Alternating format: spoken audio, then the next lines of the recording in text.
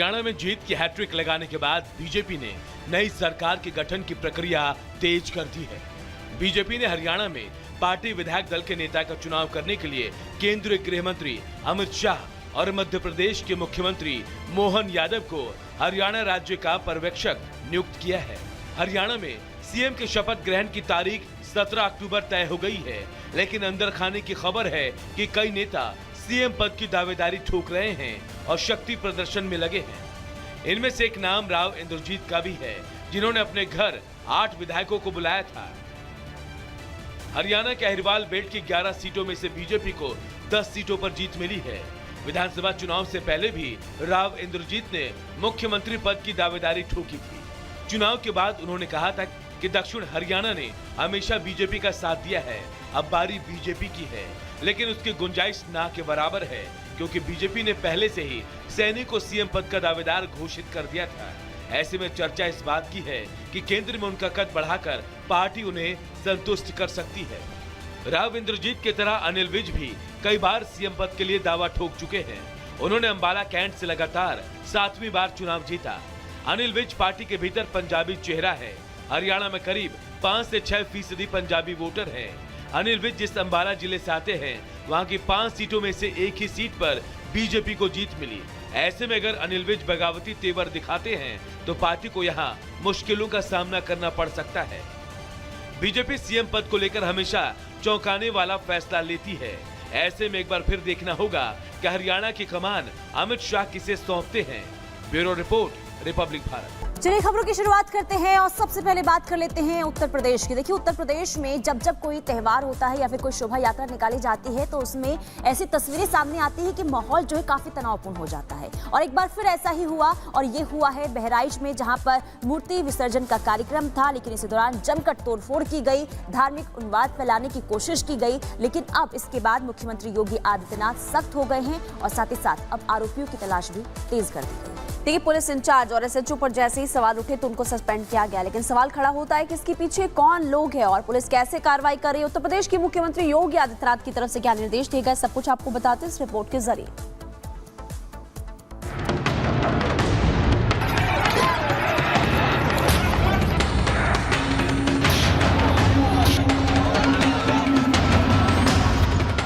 एक बार फिर मूर्ति विसर्जन पर बवाल। एक बार फिर मूर्ति विसर्जन के दौरान पथराव। मूर्ति विसर्जन पर एक बार फिर नफरती और जिहादी सोच ने अपना रंग दिखा दिया। बहराइच में विसर्जन के दौरान पहले शोभा यात्रा को लेकर विवाद हुआ और बाद में जमकर पत्थर चले। यही नहीं, बात गोलीबारी तक भी पहुंची और इस पूरे विवाद में एक शख्स की जान तक चली गई। लगभग 12 से 13 घाव के निशान दिख रहे हैं जब इसी घर के अंदर उसी छत पर उसको खींच के गोलियों से मारा गया। और अभी भी इसको सील कर दिया गया है, इस एरिया को, पूरे एरिया को। हम वहां नहीं जा सकते, लेकिन खून के छींटे अब भी हैं। पुलिस अधिकारियों का कहना है कि खून के छींटे उन छतों पे पड़े हैं। ये घर वो इकबाल का ये घर है और इसी में 4 लोग अलग अलग बंदूक लेकर आते हैं। 12 बोर के बंदूक से फायर की जाती है और उस व्यक्ति की जान ली जाती है। ये पल्सर मोटरसाइकिल दिख रही है जिसको पूरी तरह से जला दिया गया है। एक ये ट्रॉली है, ये देखिए एक ट्रॉली जिस पर फुटपाथ पे दुकानें लगती हैं, इस ट्रॉली को जला दिया गया है। एक साइकिल है, ये साइकिल जलाया गया है। जिस मूर्ति का विसर्जन होना था वह मूर्ति भी अभी विसर्जित नहीं हो पाई है। और दुर्गा माता की जो ये मूर्ति है वो देखिए यहीं की यहीं रखी हुई है, अभी ये विसर्जित नहीं हो पाई है, चूंकि उसके पहले एक व्यक्ति की मौत हो गई। पूरा मामला शोभा यात्रा के दौरान डीजे बजाने को लेकर शुरू हुआ। लोगों का कहना है कि दूसरे समुदाय के लोगों ने उन्हें शोभा यात्रा के दौरान गाना बजाने से रोका। शोभा यात्रा ले जा रहे लोगों ने ऐसा करने से मना कर दिया। इसके कुछ देर बाद शोभा यात्रा पर अचानक पत्थर बरसने लगे, जिससे वहां भगदड़ जैसे हालात हो गए। भगदड़ के दौरान फायरिंग भी हुई और 3 लोग इस गोलीबारी में घायल हो गए। इनमें से एक शख्स की इलाज के दौरान मौत हो गई। मौत की खबर इलाके में पहुंचते ही शोभा यात्रा निकालने वालों ने रास्ता जाम कर दिया। इस मामले में पुलिस ने तुरंत कार्रवाई करते हुए विसर्जन के लिए जा रही बाकी यात्राओं को फिलहाल रोक दिया। पूरे महाराजगंज में बड़ी संख्या में पुलिस बल को तैनात कर दिया गया है। इलाके को पुलिस ने छावनी में तब्दील कर दिया है।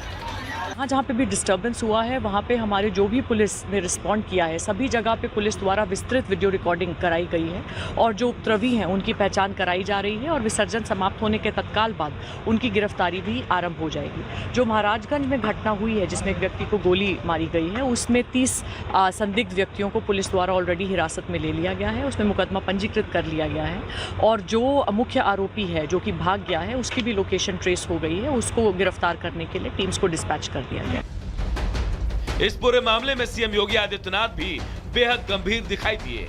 उन्होंने सोशल मीडिया के जरिए दोषियों पर कड़ी कार्रवाई की बात कही है। बहराइच में जो हुआ वो इस देश में किसी राज्य या फिर जिले में होने वाली कोई नई घटना नहीं है, लेकिन सवाल ये है आखिर शोभा यात्राओं या फिर मूर्तियों से परेशानी किसे है और आखिर इनका इलाज क्या है। Bureau report, Republic Bharat. और चलिए इसी खबर पर राघवेंद्र हमारे साथ लाइव जुड़ चुके हैं। राघवेंद्र, सबसे पहले तो ये बताइए कि ताजा अपडेट क्या है, वहां का माहौल अभी क्या है?